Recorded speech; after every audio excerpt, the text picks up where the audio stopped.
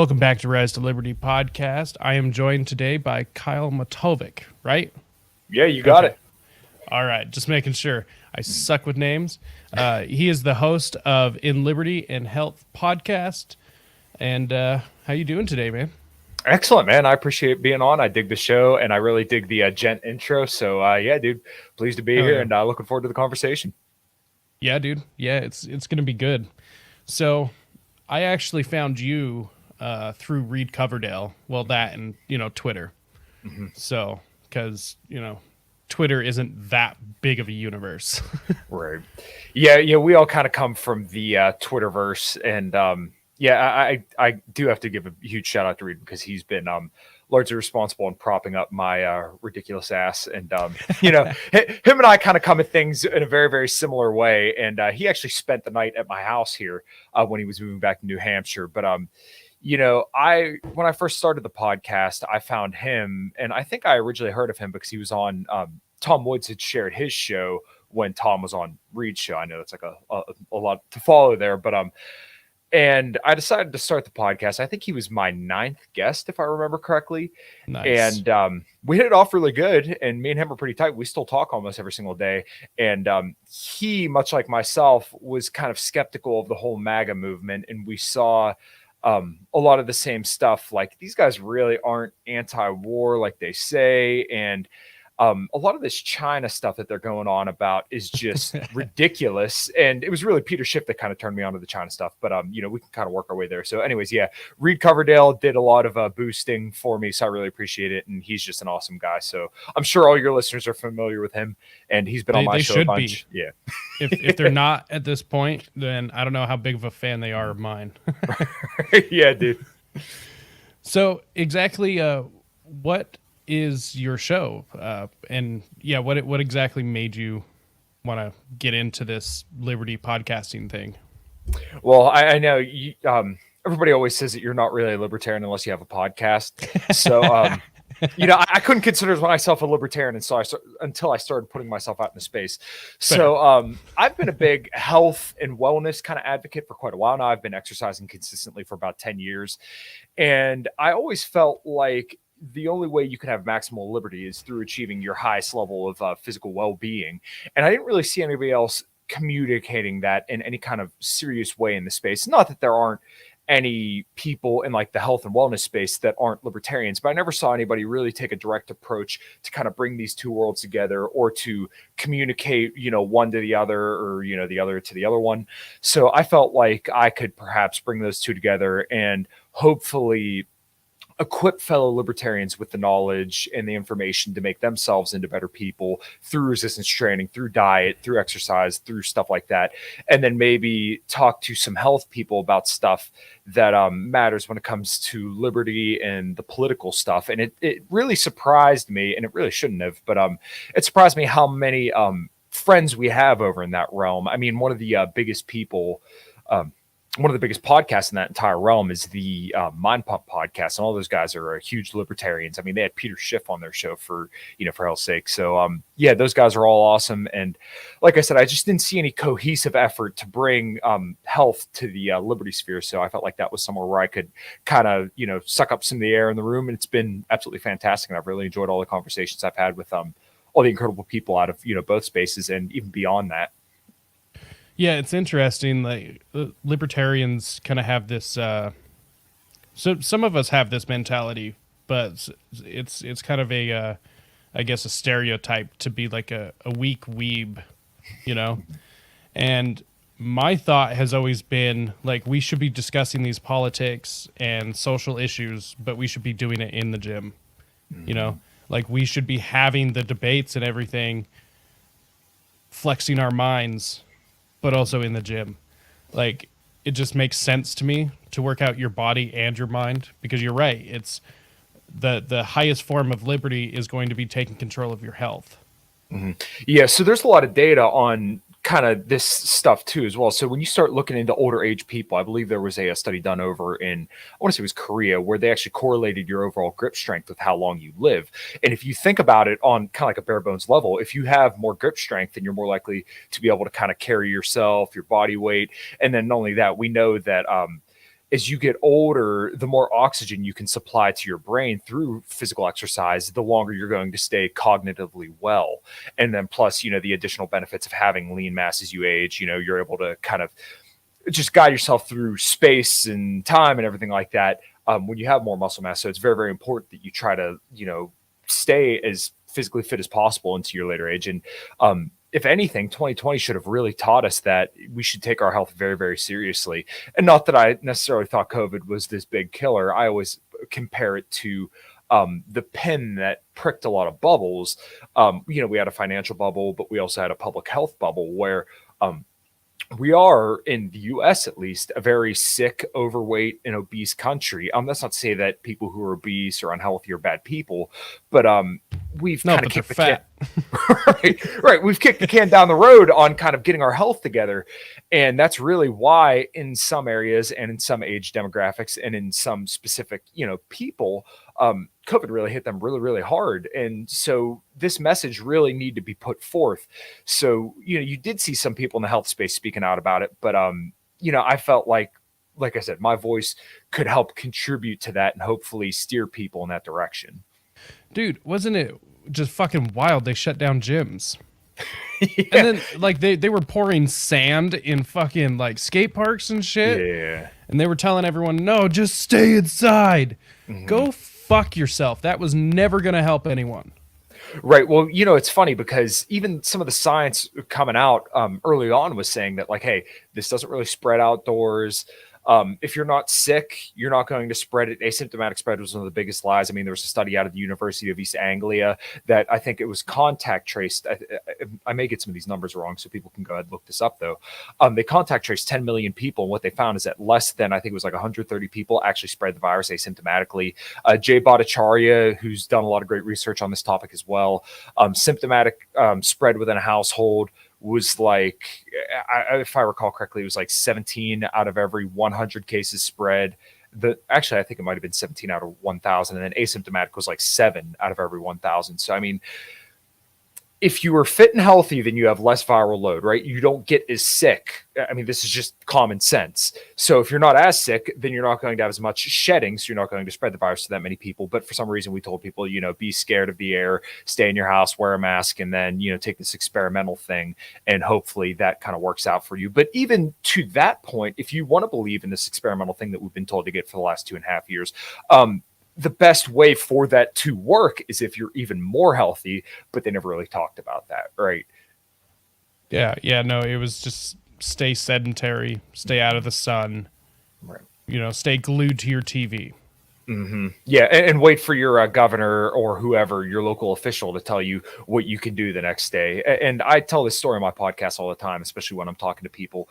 I love getting people's stories about what it was like for them in March 2020. My wife worked at a Respironics place where they're actually building respirators, and I'm an auto mechanic by trade. So, cars are always broken, right? So I never thought anything was going to happen to me, but then I want to say mid to late March of 2020, I got told, hey, you're getting laid off, which blew my freaking mind.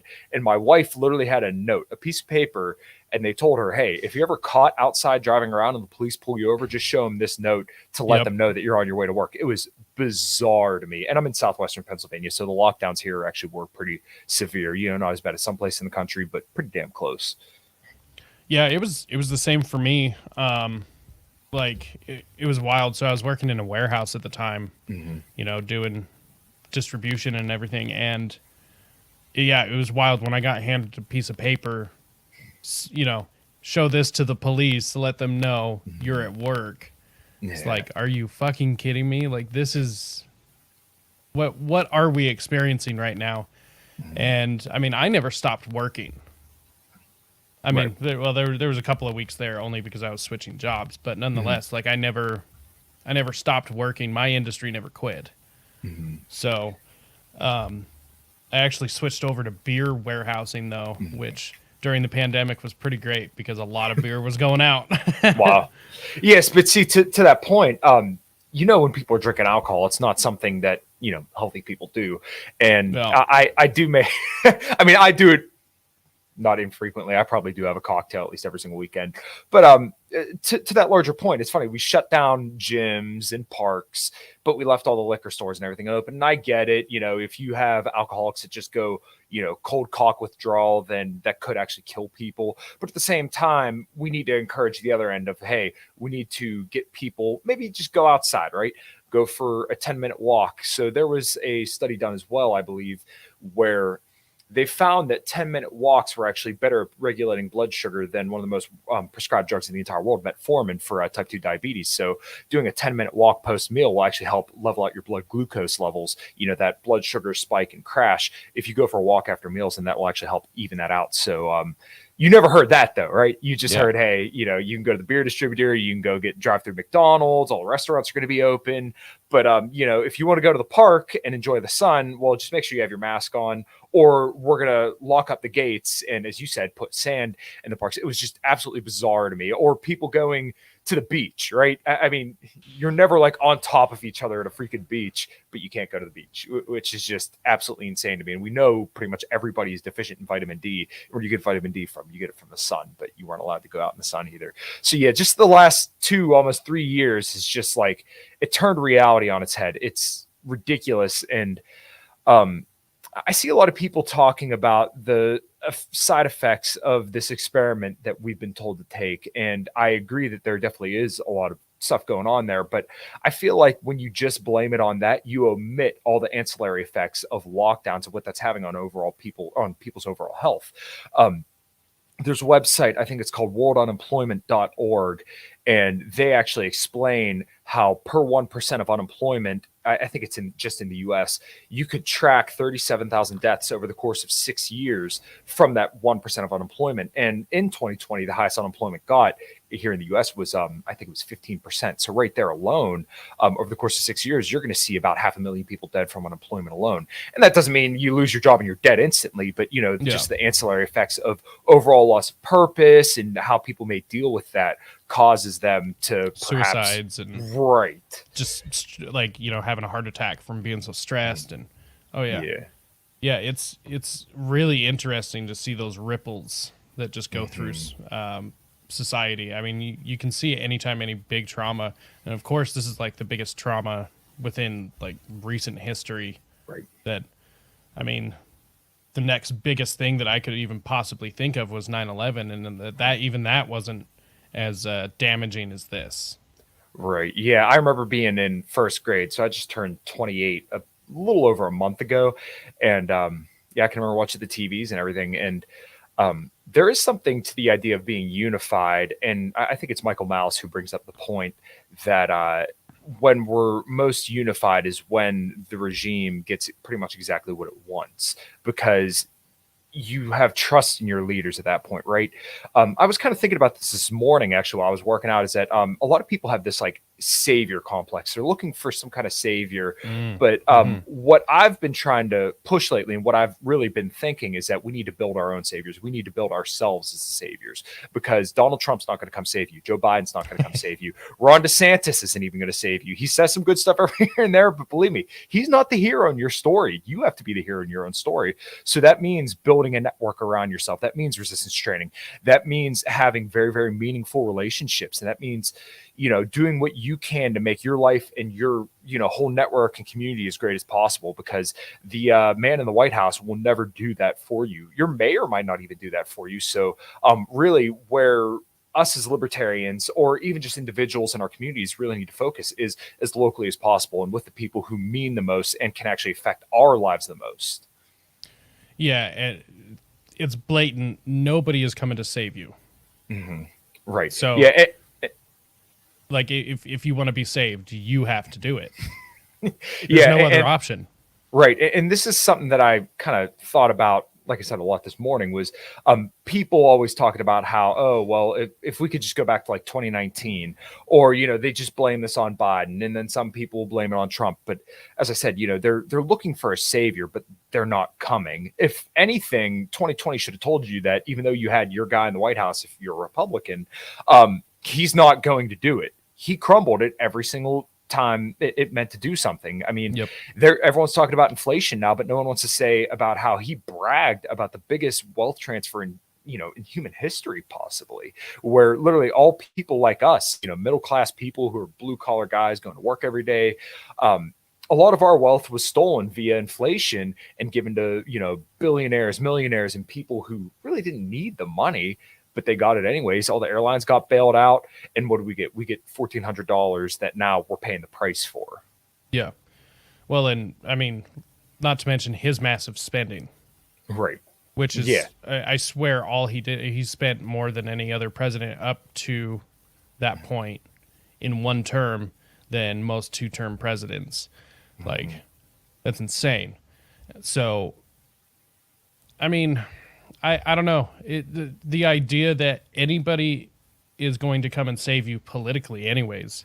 Right. But I think it's kind of a misunderstanding of exactly how things work, because, it's been forced down our throats so long, all the way from learning that George Washington chopped down a cherry tree, couldn't tell a lie, all of that state propaganda ever since then, and that it's just, they are the ones that, make the decisions.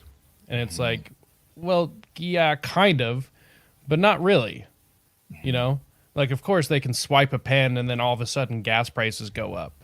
But that also has a lot to do with your state and your county. That's not just one man sitting in the Oval Office.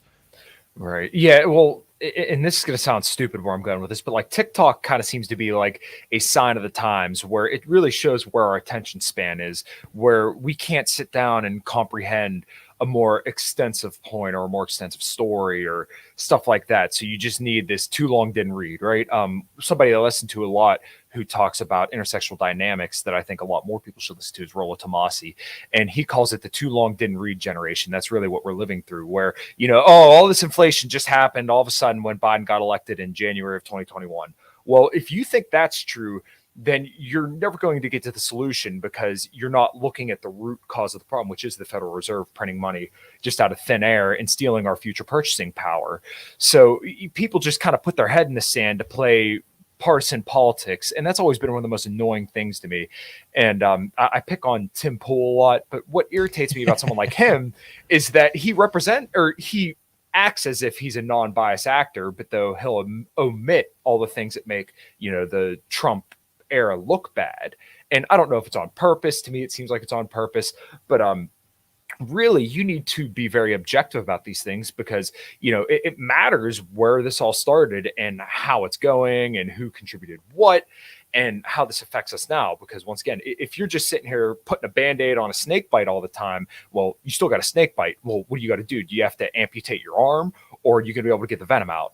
There's multiple ways to skin a cat, but nobody ever wants to talk about that. People just want to talk about what's going on right now. Well, I'm looking to have a conversation beyond that, because if we just keep thinking that, oh, well, you just got to get a Republican and you just got to get a Democrat in, or even you just got to get a Libertarian in, then you may not be getting, you're likely not getting to the root cause of the problems. If we ever get a Libertarian president, that's it. I'm out of the party. I want nothing to do with it. Yeah, it's really interesting. I mean, I think it's actually kind of bifurcating. We've got like part of the community, or not just community, but like part of society going in the direction of having more attention span. I mean, like, look at the TV shows. Like they're mini series, but they're long, deep, stories.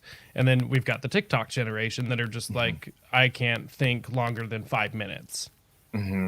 Yeah, there is something to that. And like, people don't really sit down for movies as much anymore, but like the shows, like you said, they're getting a little bit deeper, but a lot of people don't want to sit down for movies anymore. But then like younger people are going to be on TikTok all day. And a quick point on TikTok, because I've had so many people say stupid stuff about this. TikTok is not stealing your data and sending it to the CCP. That's just ridiculous. It's actually being stored in a server through Oracle, if I remember correctly.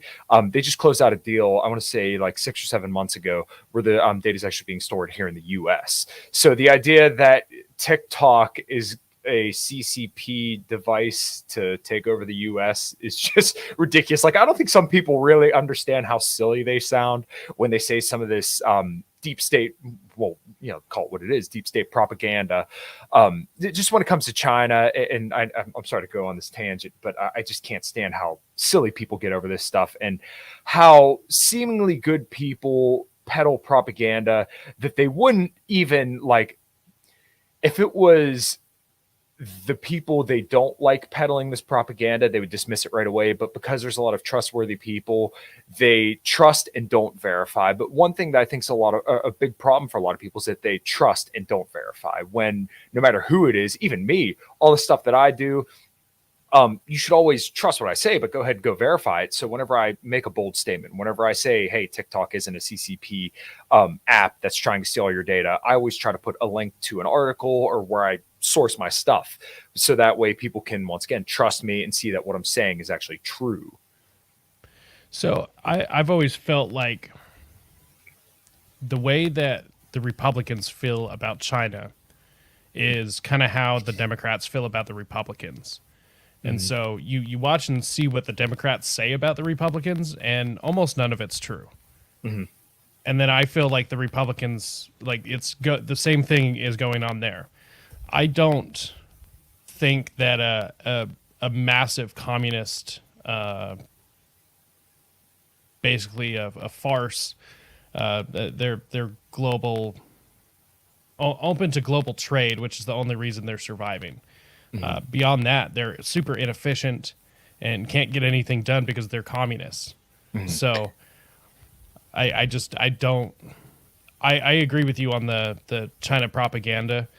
I think they are a bit of a threat, but they're nowhere near the threat that's being made. Like they're this super organized.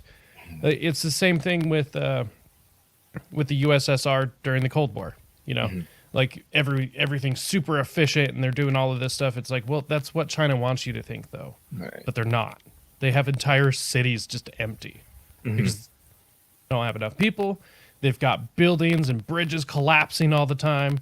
Like now, civil unrest and everything. Like, you have people writing literal political manifestos over there. So, anytime there's people writing manifestos and talking about a cultural revolution, that usually means shit's about to go down. And two of the main purveyors of a lot of China propaganda would be Steve Bannon, and the person who started this whole claim about the Uyghur genocide is actually Adrian Zenz. So, if I may, I'll start with Steve Bannon. Steve Bannon actually got a lot of funding from a guy named Miles Guo, and I haven't quite finished my digging on this over the last couple of months. I've just been so freaking insanely busy. But Miles Guo is actually a CCP dissident who was a billionaire over in China, but then, had started defrauding people like left and right. And even like he's defrauded a lot of Americans, where he had this cryptocurrency. I can't remember the coin, but people could look it up. He defrauded people and had to pay the SEC, I think it was $439 million, because a bunch of people bought into this cryptocurrency and actually never received any dividends and never got any return on their investment. So he ended up having to pay them that.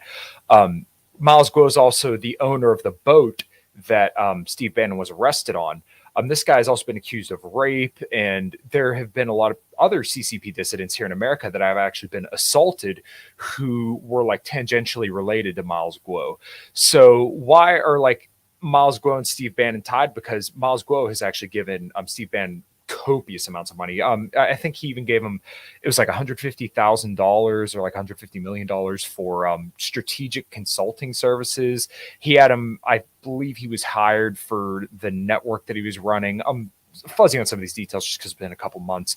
But there was another CCP dissident who's not a stockbroker, but one of these, I don't want to say a venture capitalist, but kind of like that, an investor of some sort over in China who Miles Guo had got, I think it was an $88 billion loan from, and he completely defaulted on the loan.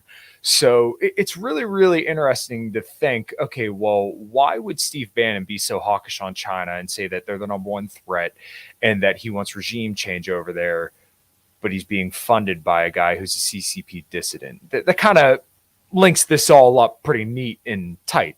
So to move on to where a lot of people get this propaganda about the Uyghur stuff, Adrian Zenz is a reporter. He's a forensic scientist, I believe, out of Germany. And he wrote this report, and he was off by a factor of, I think it was 10. The Uyghur Muslims are a group in China who definitely aren't being treated well. And nobody knows exactly what's going on over there. But one of the things that Adrian Zenz had cited in coming up with this Uyghur genocide claim was the amount of IEDs, or not IEDs, IUDs, or whatever they're called, that are put into women to basically sterilize them. Um, it was, he said that 87% of all the IED insertions were done in the Uyghur Muslims in China. And he actually messed up and moved the decimal point from 8.7 to 87 percent of all of the ID insertions were being performed on Uyghur Muslim women. So when you get that, then it looks, oh, this is really bad because we're sterilizing a bunch of people. And the other thing is that Adrian Zen's documents that he was getting from Xinjiang were actually able to be edited, right? And he was the one editing some of them. So when you kind of dig beneath the surface here, you just find a lot of shady stuff and a lot of credibility issues. And on top of that, if you type in Adrian Zen's retraction, you'll actually find a ton of articles, basically how he admitted he got that wrong. So the two main talking heads for a lot of this China propaganda, the one guy has a severe conflict of interest, and then the other guy has complete and total credibility issues. So it's really interesting when you consider this stuff. And this has been something that has been really, really pushed on the right. And one thing that they're refusing to acknowledge is actually the Biden administration's constant ramping of tensions with China. And this isn't just with China, but the Biden policy seems to be escalations everywhere. I mean, with Iran, with Russia, even like in, if I recall correctly, some parts of South America, you go look over in Somalia, it's just escalation everywhere for what? Like, if anything, we should be trying to, trade with these people. We should be trying to cool tensions. With Iran, we were supposed to enter back into the nuclear deal, but now that's completely gone by the wayside. So, I just really wish right wingers would let this go, because it would be a lot easier for people like myself who are very fervently anti-war to side with them if they would just drop this, China hawkishness, because it's built on so much bad ground. Well, and we've got bigger things to worry about. Like if China is really that big of a threat, then we need to be working towards some sort of like mutual understanding with them. So we don't need to be all war hawkish against them, because that's what's that going to lead to against somebody who's apparently a super huge threat. Like, no. That's not how you handle a super huge fucking threat. You don't threaten them back. Right. Like that's not the mature way to do it. That's not the proper way to do it. That's not the diplomatic way. Like it is ridiculous. You got to keep trade open to prevent soldiers from going across the border. Yeah. It's the saying always is, if goods don't cross borders, then soldiers will. Yeah, and exactly. there's definitely something to be said for that, because as I said earlier, Peter Schiff was one of the people that really turned me on to this, because I remember listening to his podcast a lot, and I still never miss an episode. But I remember him saying, "Oh, we have this huge trade deficit with China, and Trump is always pointing the finger at them, saying that they're the cause of all our problems." Well, then we did all these tariffs on China over steel. Well, do you know how much steel we actually get from China? We only get, I think it's 2 to 3% of steel from China. And that was what a lot of the tariffs were on. So there was a study done, I believe, by The Hill, and not that, you should necessarily believe everything that they say, but that cost the economy, I think it was over 300,000 jobs. Well, no right wingers talk about that, because China bad, Trump good, right? It's just binary. Nobody could be objective. So that had caused a lot of issues. And then actually 94% of those tariffs were actually paid by Americans. There's plenty of research done on this as well. China paid 6% of the tariffs. The rest went to American consumers. I was just looking at an article today where they were covering the debt year by year by year. And obviously 2020, the pandemic is what largely drove the $5 trillion that was printed into existence. And then I think 2019, they cited trade wars. That seems a little ridiculous to me, but there is something to be said for China being able to build cheap stuff and then us sending them debt. So really, who's the winner here? Are we the winner for getting goods, the microphone, maybe some of the stuff that's in the background here? Yeah. And we just send them paper? we get goods. Our standard of living increases by sending them debt. So once again, who's the winner? Who's the loser here? And if anything, we should try to maybe make this more mutually beneficial instead of just pointing to them and saying they're bad. And a lot of the stuff that they cite, oh, they manipulate their currency. Really? They manipulate their currency? Are you kidding me? All currency is manipulated if you haven't caught on at this point. So. Yeah. If you have a central bank, then your currency is being manipulated no matter what. Crypto's manipulated. Like everything's manipulated. So the only thing that isn't manipulated is whatever you can be able to hold in your hand that's tangible, that could hold some sort of value, whether that be like alcohol, tobacco, food, medical supplies. That can't be manipulated. Other than that, if it's any type of a currency, it's manipulated. So yeah, that's a stupid excuse. Yeah, well, you can manipulate alcohol in some pretty great ways. One of my go-to drinks is actually the Japanese old fashioned, or just old fashions in general. I'm a pretty Crown Royal guy. My band is called a Common Crown. Yeah, and one of my buddies had said, "Oh, you put the crown in a common crown." I'm like, I need a T-shirt with that on it. Yeah, my thing is live music, obviously, and whenever my band plays some of the bigger festivals, I'm usually the guy walking around with a fifth of Crown in his pocket, which I know that's a pretty sharp turn from where we were, but I think it's something that libertarians should do is kind of, go enjoy more community stuff. So like, I don't know if you've gone to like libertarian festivals or like the libertarian party meetings or whatever the fuck they're called. It's always a good time to be around other like-minded people. And, for me here in Pennsylvania, pretty much everybody got a shot of Crown Royal. I did make the mistake of asking in one of the Signal chats or Discord chats, is there anybody that I didn't buy a shot of Crown Royal for? Of course, I got a pretty long list after that. It's libertarians are interesting when you get a bunch of us all together. Like I really enjoy libertarians, but also at the same time, I can't stand them. There's so many people on both sides for me, but there is no middle ground. There's no like, that person's just all right. Like, I either really like these people or I don't at all. Right. Yeah. When it comes to libertarian Twitter, I definitely find myself a little bit more frustrated than not. But anytime I see people in person, it's always a good time. And I think that's what a lot of people need to do is kind of go out and touch grass a little bit more. And hell, even go hang out with people that you don't really agree with, because if you're not doing that, then how are we ever going to increase our numbers, or at least get our ideas out there and have something for other people to consider? I really think that's really, really important. So when it comes to like party politics stuff, I used to be a little bit more active here in the Libertarian Party of Pennsylvania. Over the last year or so, I've become a little bit disaffected, but I still think there's a lot of great people doing activism there. But, if people find more success in working with their local Republican Party, okay, I'm open to that as well. But, it is a lot of fun to go to political events and, do stuff that isn't necessarily explicitly political. So I don't know if I'll go this year. I got to recover from last year with my wedding and everything else. But it's definitely really cool to go out there and just meet all the people that you converse with on Twitter. Yeah, it's really different when you get from behind the screen in front of each other. It makes things really real, because you can just talk shit all day long, which I love doing. But it's interesting just doing it in real life.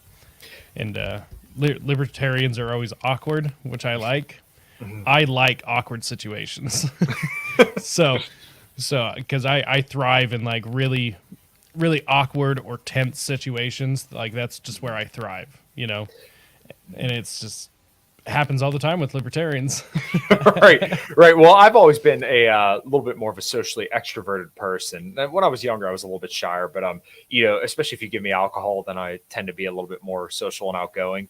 So I've tried to like twist people's arms. My drummer, my bass player, started an organization called Rock for Life, where they donate a lot of money to children's charities every single year. So I'm trying to twist everybody's arm, especially here in Pennsylvania.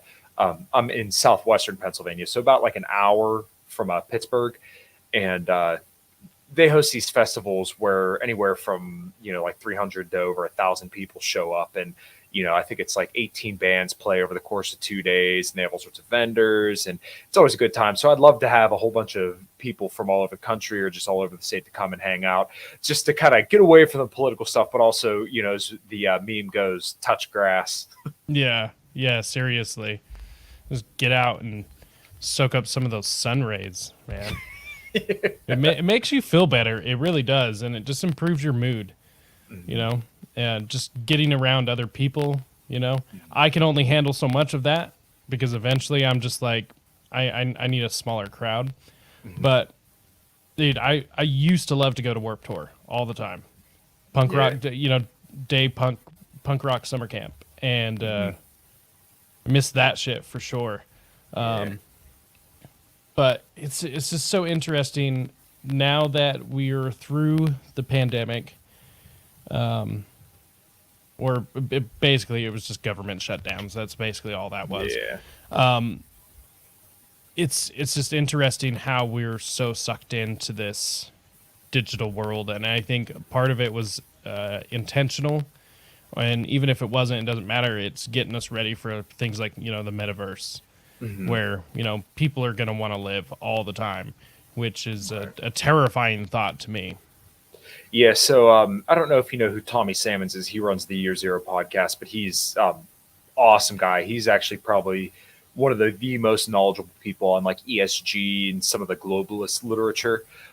He's much, much more well-informed on that stuff than I am. And he had me on his show, and we kind of talked about this globalist and the metaverse kind of stuff. He sent me a video of a woman singing, and the way this computer kind of rigged it, she had all these different like octaves and tones, and it sounds really cool.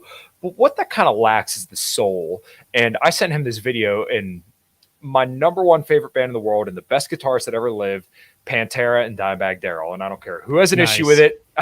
that's it, and I'm sticking to it. So there was this video of Dime on Dime Vision, and if anybody's not familiar with it, get familiar with it, because the Pantera home videos of Dime Vision were absolutely incredible. So there was this part of Dime Vision where Dime's holding this camera, and he like just got out of the shower. He has a towel on his head, and he's just talking. He said, "Oh, well, what makes you cringe?" And he's talking about how that slide of a hand on a fretboard on a guitar makes this certain noise. You can hear like this squeal. And for someone like me, who's very, very tight and orderly when it comes to my guitar playing, for some people, that'll make you cringe. Like, it just drives you nuts hearing that in a record, just hearing that hand slide up the fretboard.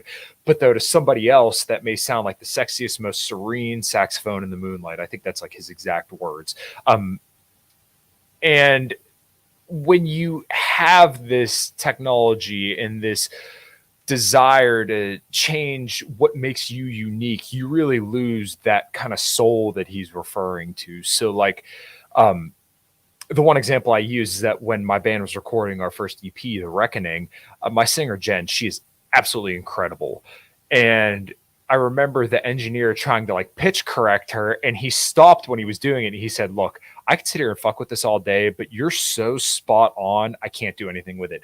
And there's something beautiful about that, because she put in the time, she put in the effort, she put in the work to get there, right? Just like I sat down for hours and hours and hours to get the calluses that are on my fingers from years and years of playing guitar to get, to where I am today.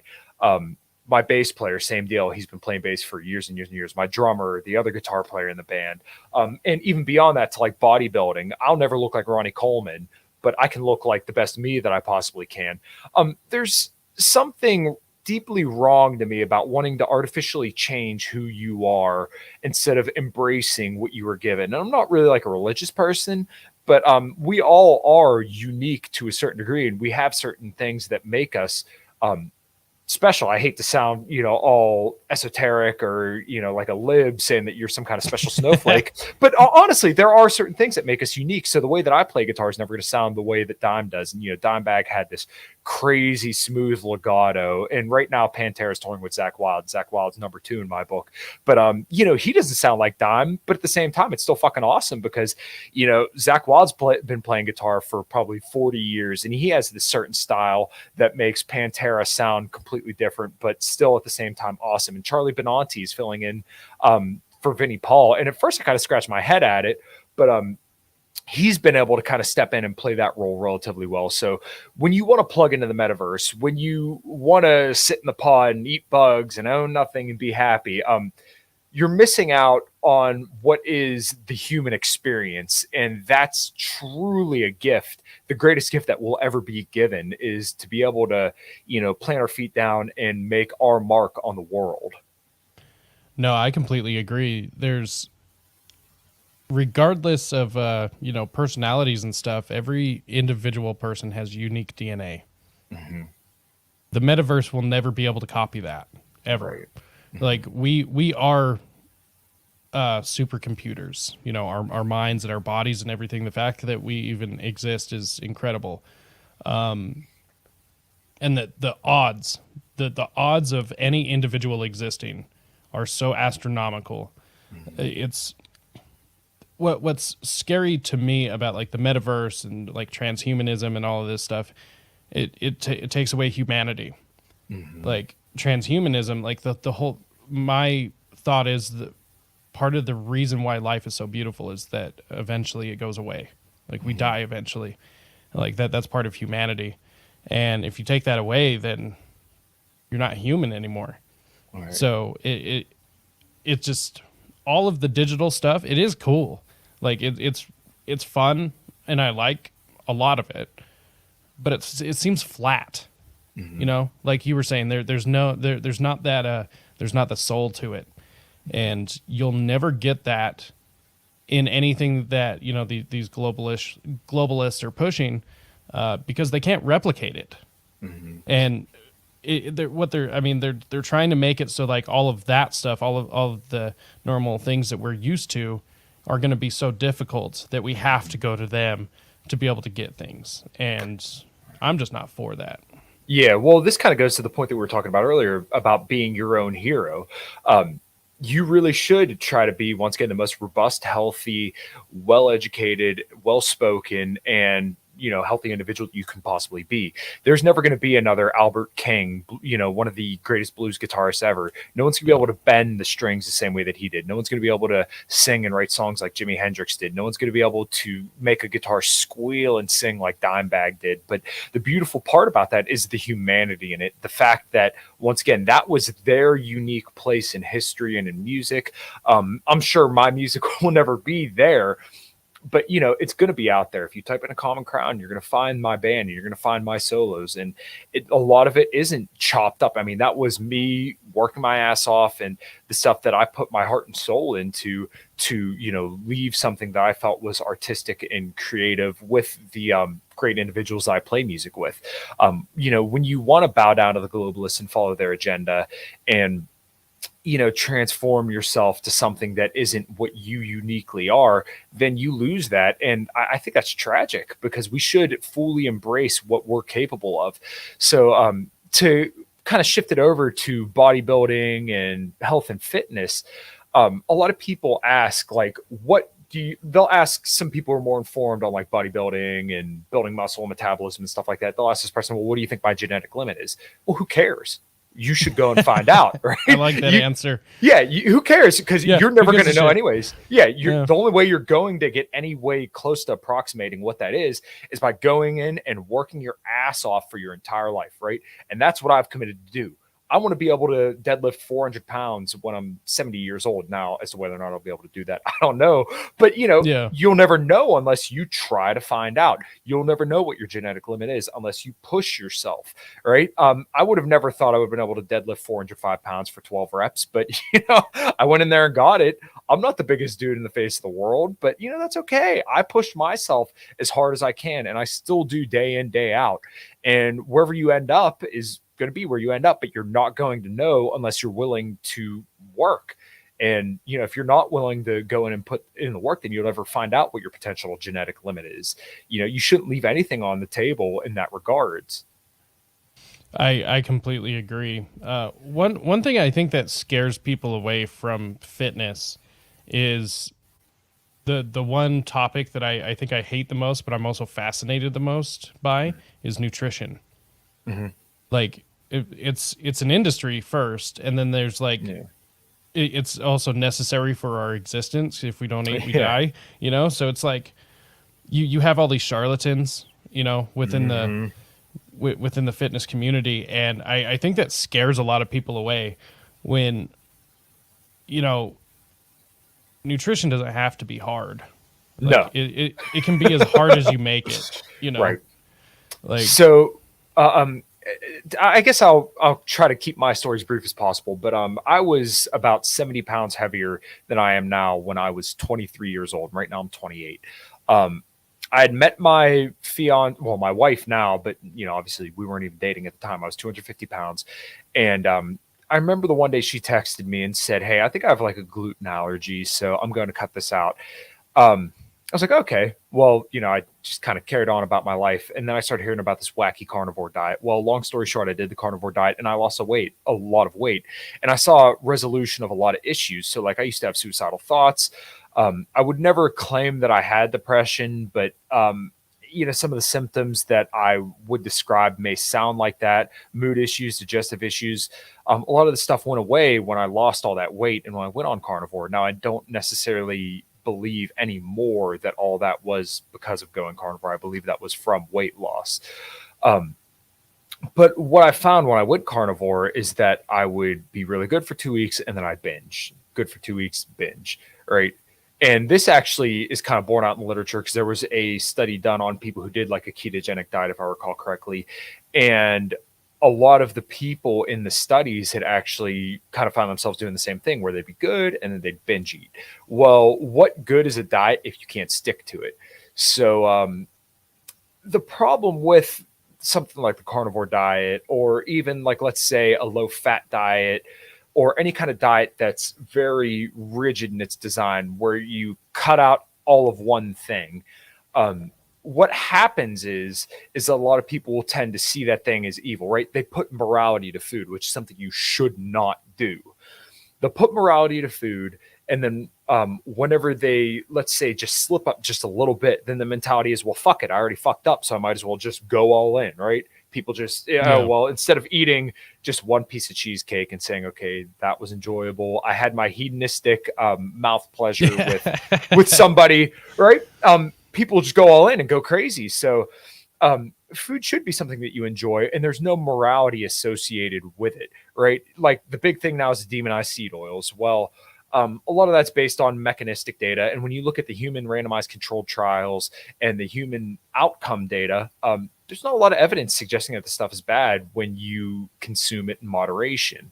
A lot of stuff when it comes to nutrition, if you don't eat too much saturated fat, if you don't eat too many carbohydrates, if you don't eat too much fat, if you don't eat too much of whatever, you're probably going to be okay, right?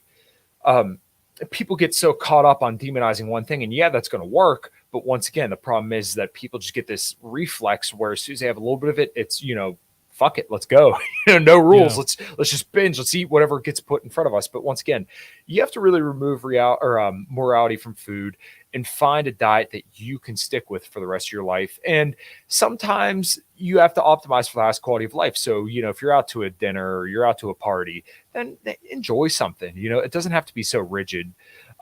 That's something that really put me in a bad place, was having such rigid relationships with food. And it took me a while to kind of get back to a place where I could say, okay, I'm going to enjoy this, right? When I was Yeah. on my honeymoon with my wife, we had whatever we wanted and we enjoyed it for that week. But then as soon as we get back, it's time to, get back on track. So when it comes to nutrition, I really wish people, it's very frustrating to listen to fitness influencers because they look great. And because they look great, you associate that with greater knowledge that you don't have. So you trust them and say, hey, if they look better than me and they're telling me this, then what they did must have worked. But what they did may not work for you, right? And that's where a lot of people run Well, into I mean, problems. $12,000 worth of steroids a month, works pretty good for anyone. Oh yeah, absolutely. Yeah. Well, the whole problem with that whole situation is that you had somebody who actually preaches some good stuff, and this is how they get Yeah. you. And even in like the political realm, we could tie this all in very, very well together. So the left will say it's systemic racism. The right will say it's the border, China. and all this other stuff. And you can say that's the issue. Vote for me and I'll fix this.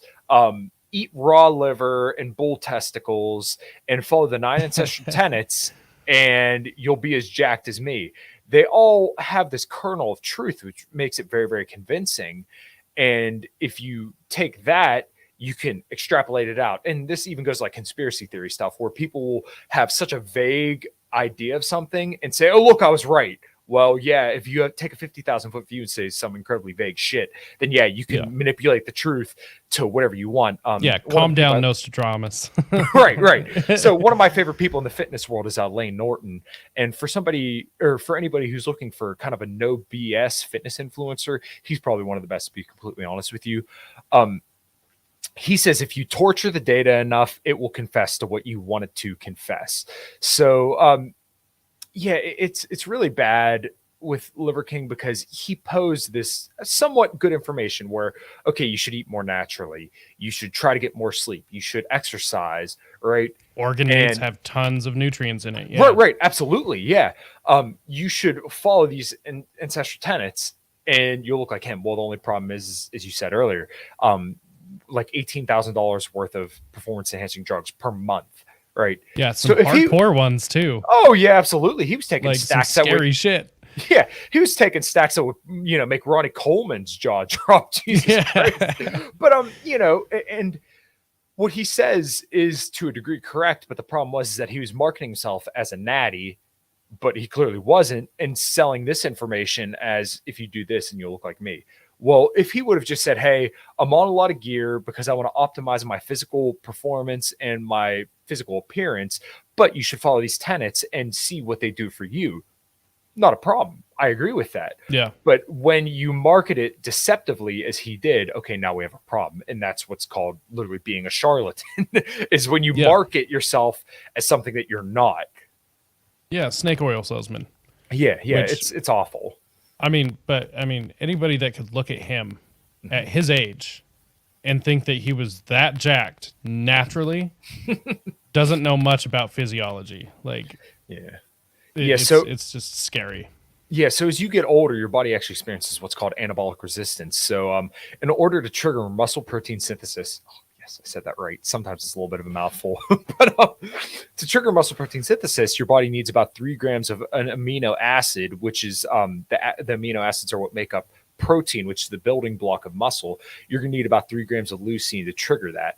So that's about I think it's like 20 to like 30 grams of protein from like an animal source. When you get into other sources, it changes a little bit.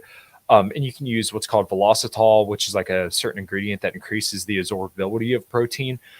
You need about that to trigger muscle protein synthesis, which is your body's response to build muscle. As you get older, you actually require more protein to trigger that. So as you get older, you actually have to eat more protein to get the same response. So this is actually why I'm such an advocate for consuming animal products, because the amino acid profiles are actually so they match up with our physiology very, very well. You can have plant proteins too, and you can mix plant proteins that make them a little bit better. But animal proteins, no matter what, are going to be your greatest source of protein. Protein powders are pretty good too, but like when it comes to what's called the DIAS, the digestible indispensable amino acid score charts, I think number 1 is egg. Then number 2 is whey, and then you have like beef, pork, chicken, and then whey at the bottom of your plant proteins. But actually what's a good plant protein is like potato protein powders, because that's actually high in leucine. Interesting. But if you look at cultures throughout history, the cultures that actually had a lot of plant proteins, they would actually mix them together. So it's really interesting to think about this, because our bodies and the way that we understand nutrition, we always found a way. So like if you look at Asian cultures, they always mix beans and rice. Well, those actually have complementary amino acid profiles. And then obviously a lot of cultures ate a lot of meat throughout the, throughout the ages. So they got a lot of their protein from that. So I know it's a long tangent, but basically I'm an advocate for consuming animal proteins, because that's going to be your greatest key to triggering muscle protein synthesis and building the most amount of lean mass, and also retaining bone health and other things like that. Well, and if I understand, like if I remember correctly, just in biology class, we had a conversation about this. And it's been a long time since I've been in high school, but Yeah. it basically like ounce per ounce, if you eat, a clean meat, the the quality of the nutrients are not only incredibly dense, but so much higher than any other source. And that was part of the reason that humans just eat meat in the first place, is because of the high quality of the nutrients and the high the density of the nutrients. Like we can get more nutrients from like an ounce of beef than we could, soy. Right. Well, so there is something to be said for high volume, low calorie dense foods if you're looking to lose weight, right? So, like when you think about an orange that's probably like the size of my palm, maybe my hand, is going to be anywhere from like 60 to 100 calories. A pound of apples is about 140 calories, or no, I'm sorry, strawberries. A pound of strawberries is 140 calories.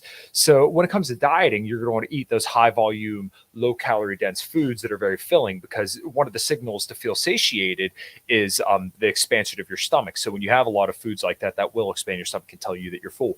But on the other end of that, you do want foods that may be higher in some fats. You don't want to go too high in the saturated fats, because I had to change my mind on this because I was presented with overwhelming data. But some certain people, if you're sensitive to LDL and saturated fat, then actually over the lifetime, if you expose yourself to higher LDL cholesterol, then you actually are more likely to have an incidence of heart disease. So they did what was called Mendelian randomization trials, where they actually measured people with certain phenotypes and watched them all throughout their lives. And the people who had higher LDL actually had more heart attacks over the course of their lives.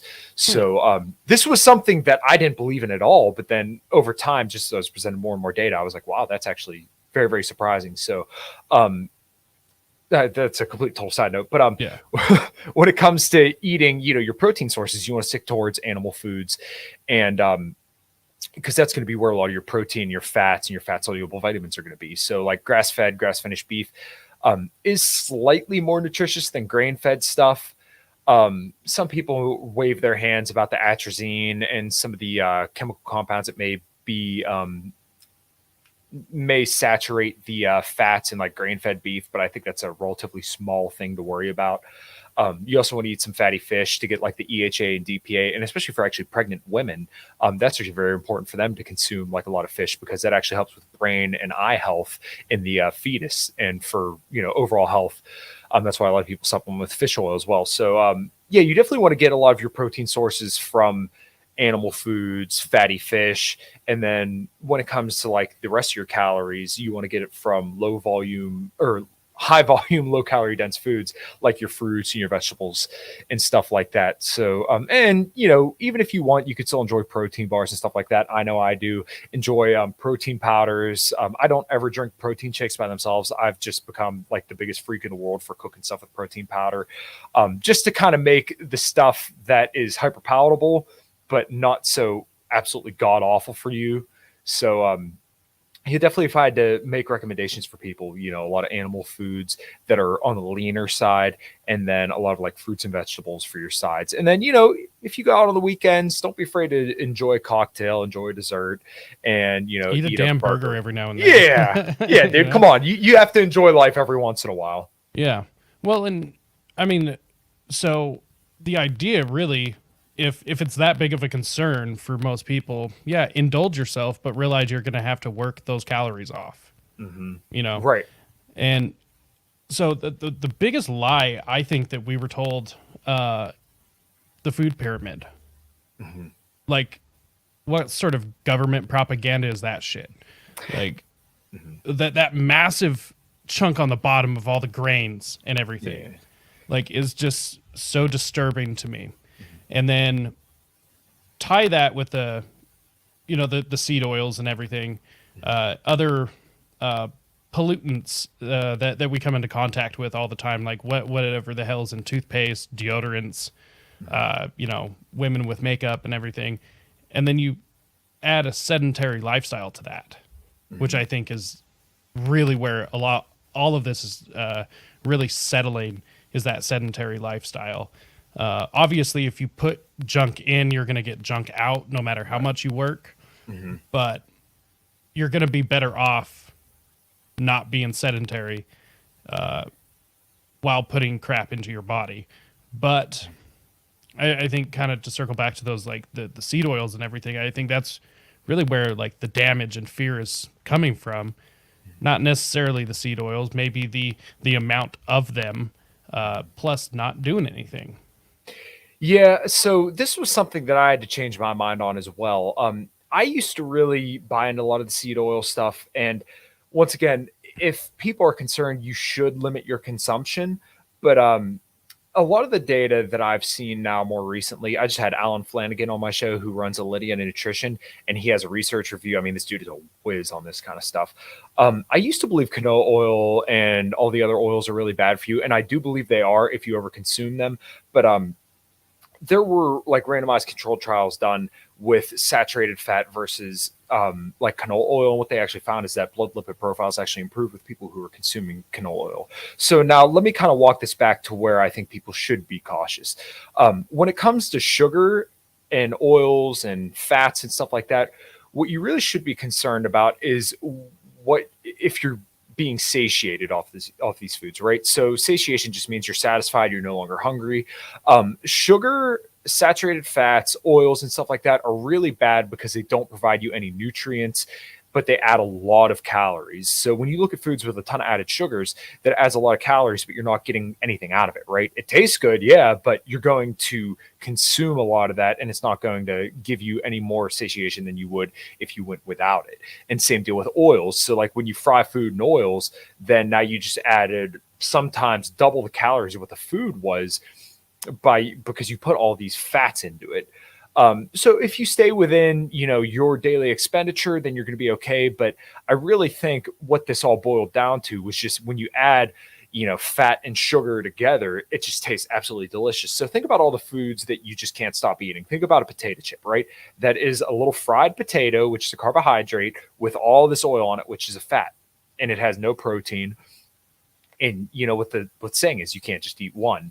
And when Yeah. it comes to ice cream, think about what that is: a bunch of dairy, so a whole bunch of I fat. fucking hate ice cream. Yeah, but most people can't stop Yeah. eating it because Yeah, it's exactly. it's so tasty, right? You have a whole bunch of sugar and you have a whole bunch of fats. So, or French fries, same deal.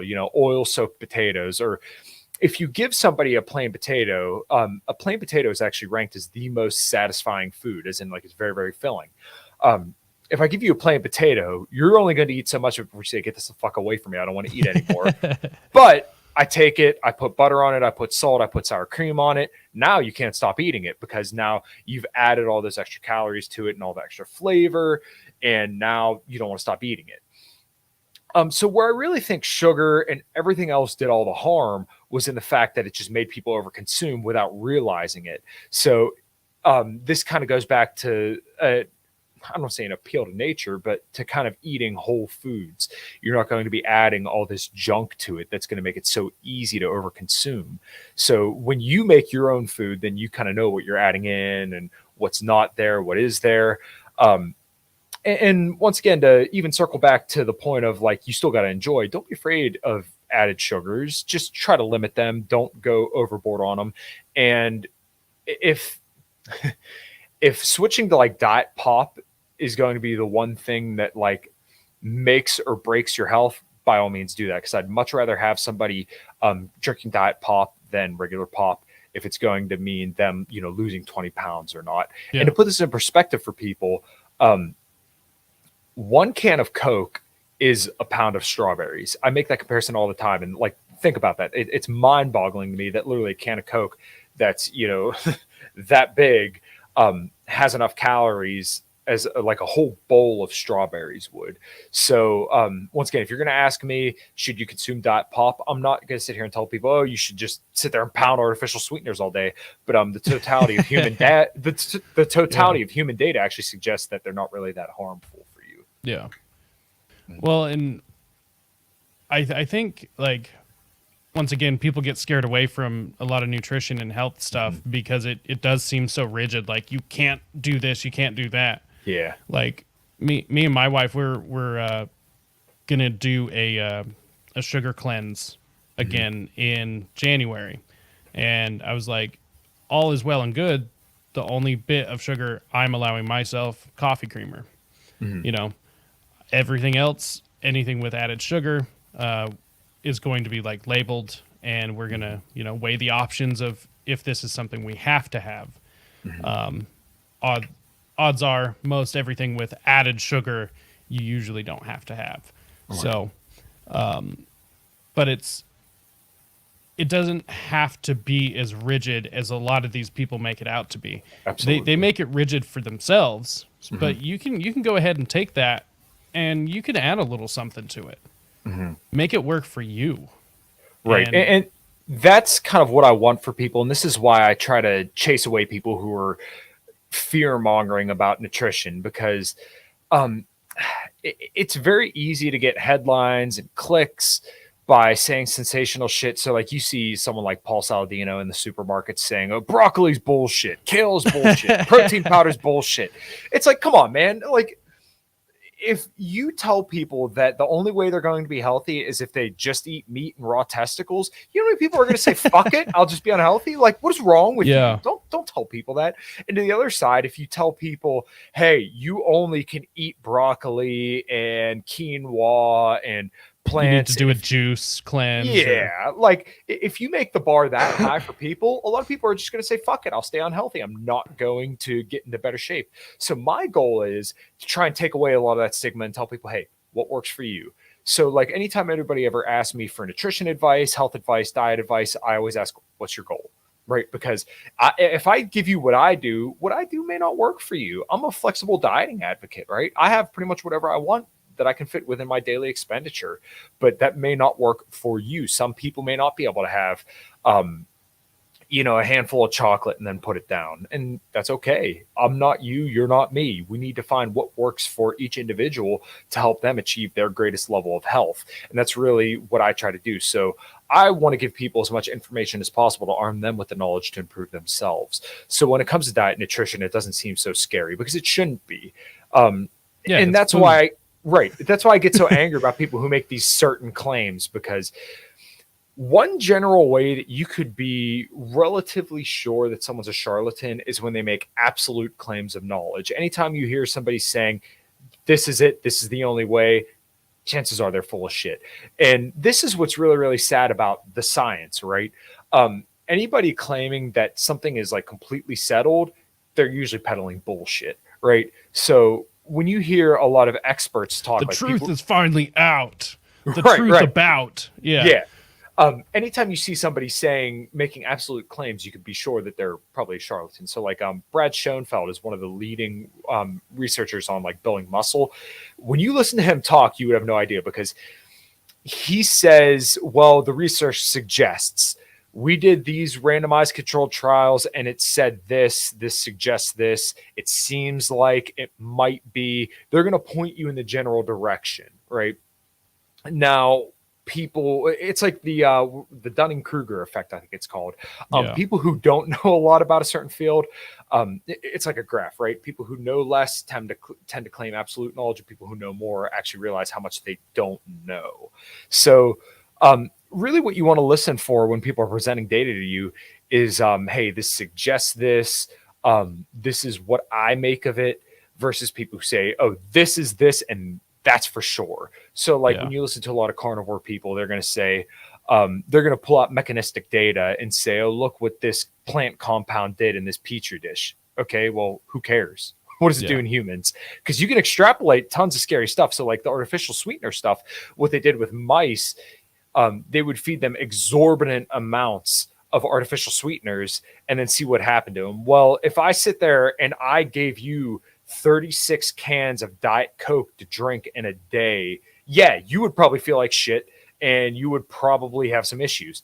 But honestly, how many people drink 36 cans of Diet Coke a day? I'd be willing to bet, if any, it's a very, very small amount. And that's hold on a sec. This is America. yeah, right. But anyways, pretty much what they did with a lot of these mice is they would feed them exorbitant amounts of stuff, and then when they would have adverse reactions, people would extrapolate that to humans. So like I saw this guy, Carnivore Aurelius, who puts out some good information and some not good information. He said, don't eat almonds because there's cyanide in them. Okay, well, there's cyanide in apples too, but where are the corpses on the street from eating too many apples? So I actually went in and I did the math. You would have to eat 500 raw almonds to get the amount of cyanide that would kill a person. It's half a teaspoon of cyanide to kill somebody. 500 raw almonds to get that. First of all, who do you know that eats just plain raw almonds? And then who do you know that's going to eat 500 plain raw almonds? The answer is nobody. Don't be scared of fucking almonds. Jesus Christ. Yeah. It's really interesting. I had always gravitated towards people in the fitness community in general who showed humility. Mm-hmm. If they were just like, if they have the ability to say, I don't know about something, that right there's a good sign. Yeah. And honestly, that's been something that's attracted me to anybody in any kind of realm. People who are saying, hey, I was wrong about this. I screwed up here. There's something very, very admirable about the humility when people can admit in the face of overwhelming data that they got something wrong. I'm trying to think of a situation in politics that happened. I know there is one for sure, but it's just not coming to me off the top of my mind. One situation I could think of is a lot of the libertarian and anti-war people who admitted, hey, we got it wrong about Ukraine and Russia. We didn't think that would happen, but it did. Once again, I can really respect people who said, hey, I fucked up here. And, now I stand corrected. So one thing I wanted to ask you about, and we'll start wrapping up here so I don't keep you too long. Mm-hmm. What do you think is like some of the main causes of testosterone dropping in men over the decades? That is a very, very loaded question. Oh, I know. Yeah. I think obesity plays a role. So as I kind of was talking about earlier, a lot of hyperpalatable foods that make it very, very easy to overconsume and make it very hard to be satiated.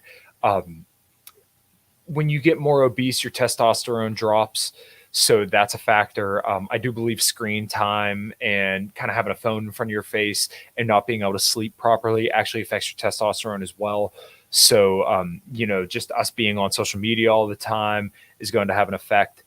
And then even, I'm not necessarily an expert on this kind of stuff, but when it comes to like relationships and the way that our society is organizing when it comes to men and women, it's really, really sad that a lot of men in the lower rung of society who aren't the elite or the top, 5 to 20% of men, they really don't have as many places to go. So when you don't have a partner throughout your life, then your testosterone drops because, what the hell do you need?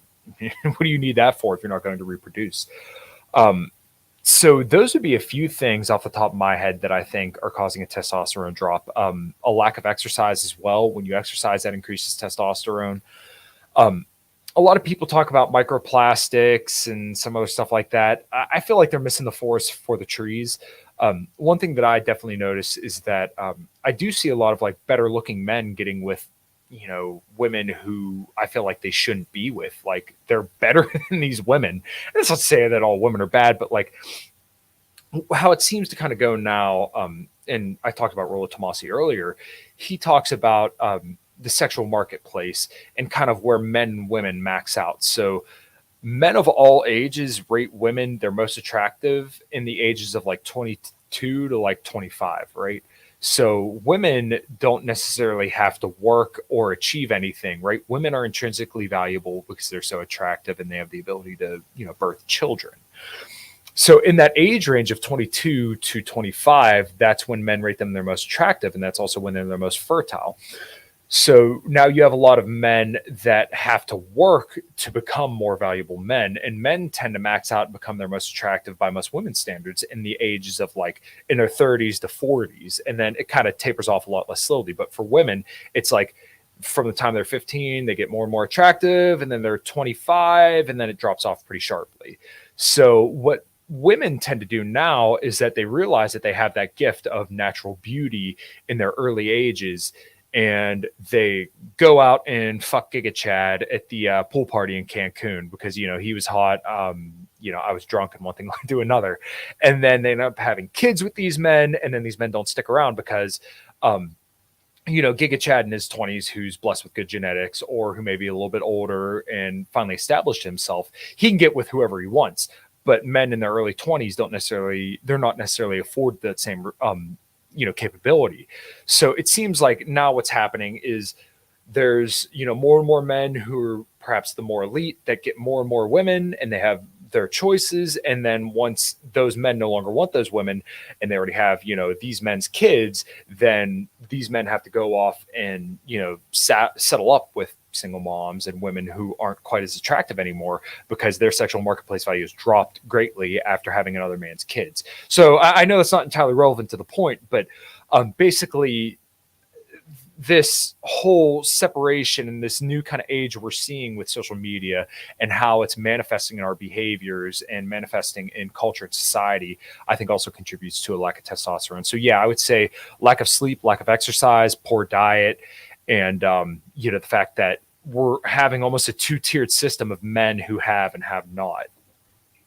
Yeah, I think it's interesting because one of my favorite like videos to watch on the internet is videos of like men on the street stuff, and whoever is interviewing will ask women like, what's wrong with your man or whatever, and then she'll like have this long list, and then he'll be like, okay, what's wrong with you? And she's like, nothing, I'm a 10, I'm perfect. And it's like, that is such an issue. Like, you're not a princess, Yeah. and that sort of attitude is literally going to get you nowhere. Yeah, so or it's going to get you the quality of men that you keep bitching about. Right. Well, women have really been told from the time that they're kids, you go girl, you're a princess.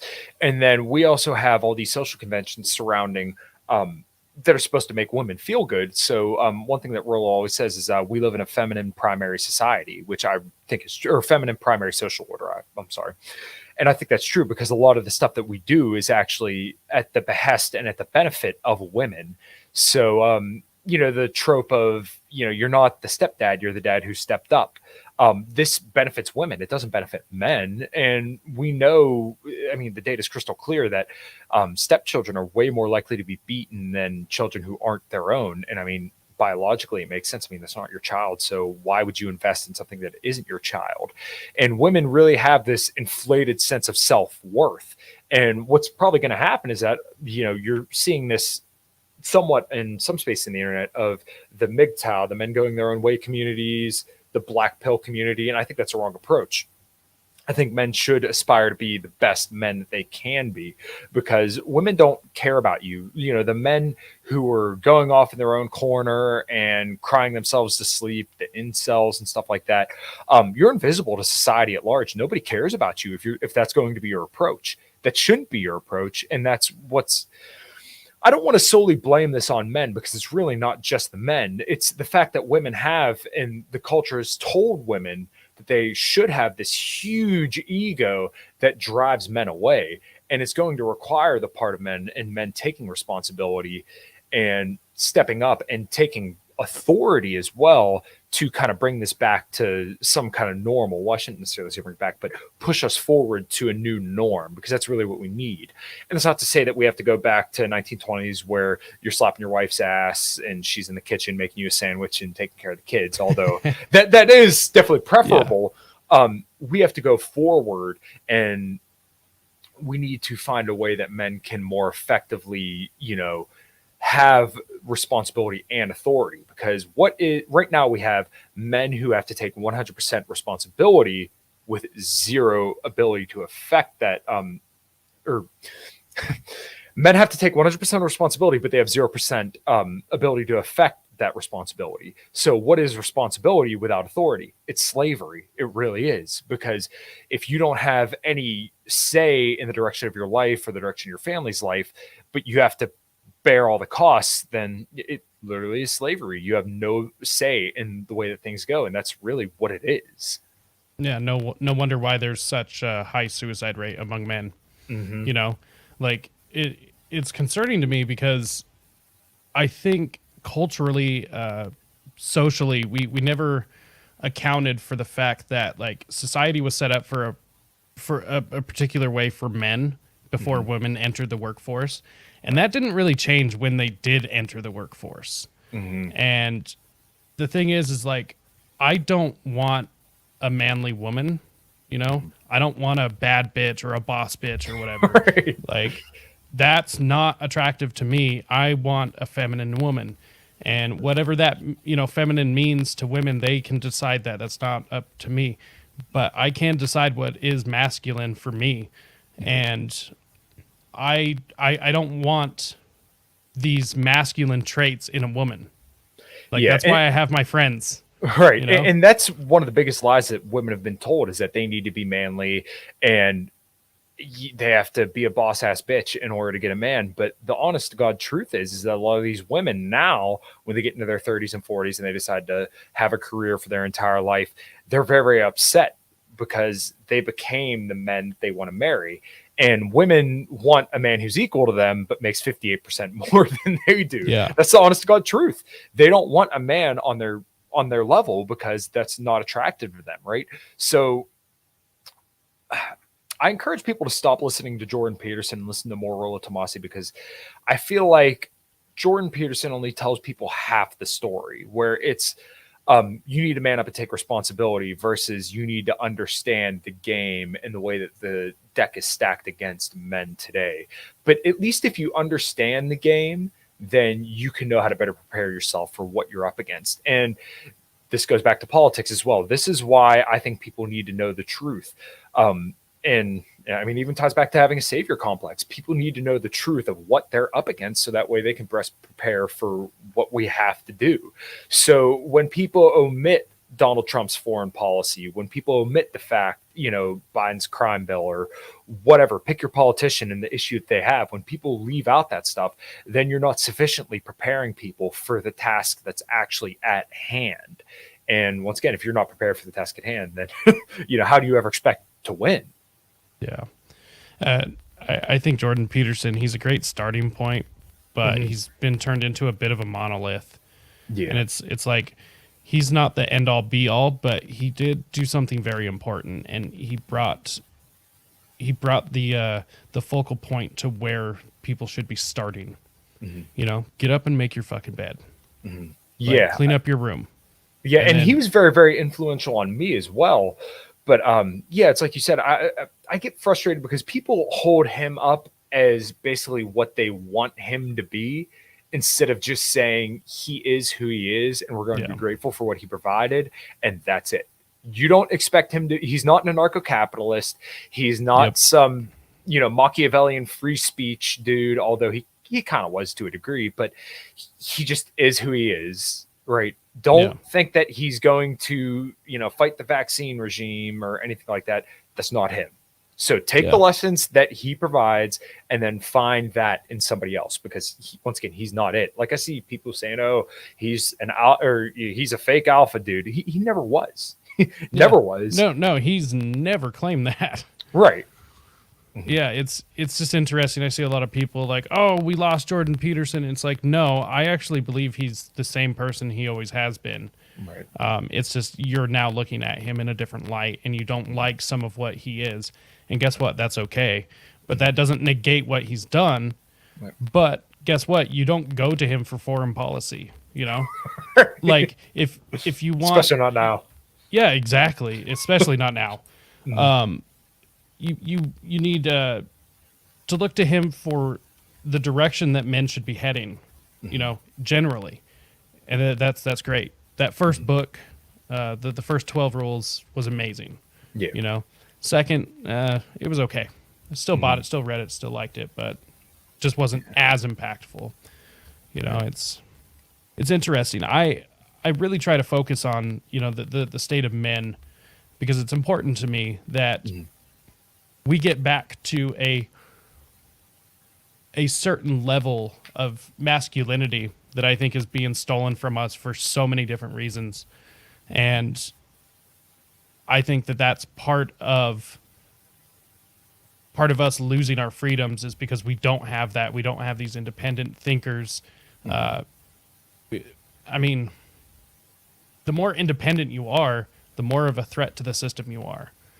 Absolutely. Yeah. So that's, kind of why I advocate for resistance training and, making yourself the best possible individual that you can be, is for exactly that. We said at the beginning of the show, correlates overall strength does correlate with longevity. So how else can you bring about the world that you want to see if you're not living it? So I get frustrated with a lot of these people who are right wingers, right? They jack off about how right wing they are. And like, okay, that's fine. Everybody enjoys jacking off. We can play Come on the Cracker or whatever you want to do. But Hell yeah. It should be a demonstrated value, not an explicated value, right? So I don't claim to be right wing, but if you look at like the way I live my life, I'm married, I have a home, I got 4 cars, I'm a blue collar dude. You could call me right wing, sure. But the fact is that I demonstrate those values, right? I love my wife. I'm loyal to my wife. I go to work every single day. I wake up early, the same time every single day. 4:30, the alarm goes off. I'm up out of bed. I work out consistently, and I care for the people around me. I have a great network of other like-minded individuals who make my life absolutely fantastic.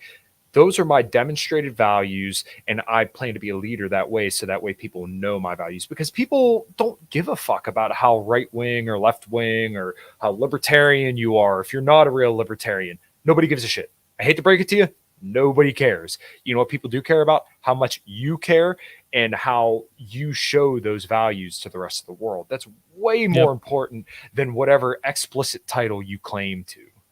Yeah, I agree. I think it's, once you live those values and you show people what those values can bring to their life, that's what gets people interested in them. Exactly. So you're over here building a life that, most people aspire to have. Yeah. And then you get talking to them and you're like, oh yeah, I'm a libertarian. I believe this. And everyone starts thinking, wait a second, why is that? Like, even if it's not outwardly, they do internally ask these questions, and it's like, there's something to this probably. So on that, I think we'll wrap up here, Kyle.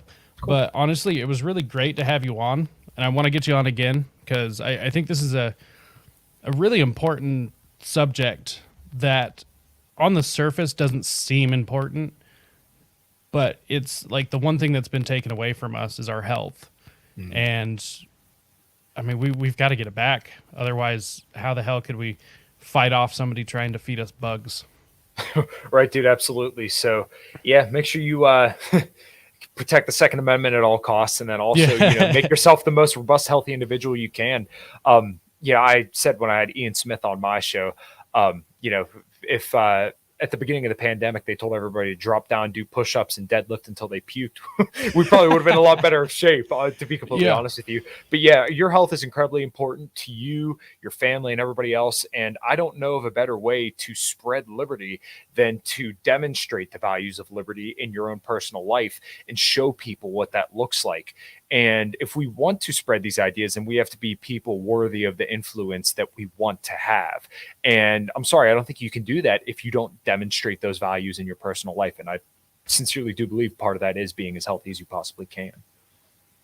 Right on, man. Where can everyone find you? Keep up with what you've got going on. Sure. Yeah. So you can find me at Kyle Matovcik, KYLEMATOVCIK. The C is silent. You can look up my band, A Common Crown. If you go to my link tree, you can find all the links there. I'm on Rumble, Odyssey, YouTube, all the major podcatchers, on Facebook at Kyle Matovcik. Twitter is there as well. My podcast is called In Liberty and Health, where we talk about all things health, wellness, and beyond. And yeah, man, I appreciate you having me on, and down to do it anytime again. I would love to have you on sometime as well. Yeah, anytime. Let me know. This podcast sphere is interesting, and I really like to see the cream rising to the top, as Macho Man always said. The cream always rises to the top, brother. Hell yeah. So, all right, thanks for everyone for watching. If you made it to this point, make sure to hit that like, subscribe, share. All of that stuff we always have to say. That helps the channel grow more than anything else, and it's free. It takes you just a second. So go ahead and do that, and keep an eye out. We've got some real big plans coming up for this next year to, get some donations going and improve the show along the way. So make sure to stick around for that. And until next time, stay free, my friend.